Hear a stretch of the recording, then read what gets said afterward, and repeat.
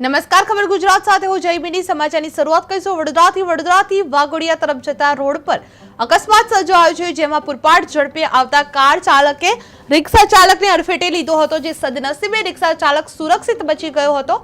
અકસ્માતમાં કાર 150 ફૂટ સુધી ઢસડી ખેતરમાં પડી હતી. જોકે કાર ચલાવનાર વિદેશી વિદ્યાર્થી પણ સુરક્ષિત રહ્યો હતો. જે ઘટના બાદ રોડ પર લોકટોળા જામી ગયા હતા અને પરિવેશમાં કફાવટ સર્જાઈ હતી. જે મળતી માહિતી મુજબ ડ્રાઈવર વાઘોડિયાની ખાનગી યુનિવર્સિટીના વિદ્યાર્થી છે. પોલીસે આ મામલે આગળ કાર્યવાહી કરી રહ્યું છે અને હજુ સ્પષ્ટતા કરવી બાકી છે કે મામલો કાયદેસર તપાસ હેઠળ જશે કે ફક્ત રફે દફે હશે.